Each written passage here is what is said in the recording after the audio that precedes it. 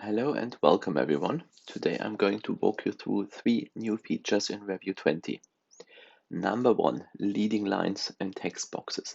Whenever you're working with a text box in Revu 20, you may simply right-click the text box, select Add Leader from the context menu, that's a new item here, Add Leader, and that with create a yes, create an arrow that you can point to any part in your drawing. Right click Add Leader and you can add arrows pointing from your text box to whichever point in your drawing that you choose. Number 2, when you're working with measurements, in addition to the normal dashed and dotted lines, you also have the advanced line styles available that you saved in Revu. For example, this little road over here, or the zigzag line, which makes it much easier to distinguish between the different kinds or between the different measurements you've got in your file. Very nice feature too.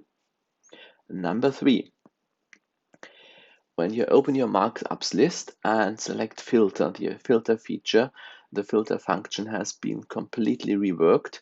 So you can simply click on filter, select your filters as before, here from a second line, a second header in your table, in your spreadsheet. So simply click, select your filters.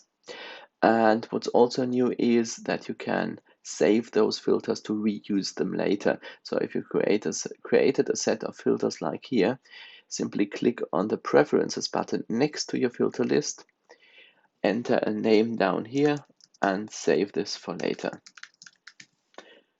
So click on the tick box over here, and the filter is saved in your list, and you can reuse it whenever you want without recreating the entire filter new. Okay, that is a quick overview of 3 of the things that are new in Revu 20. I hope you enjoyed the video.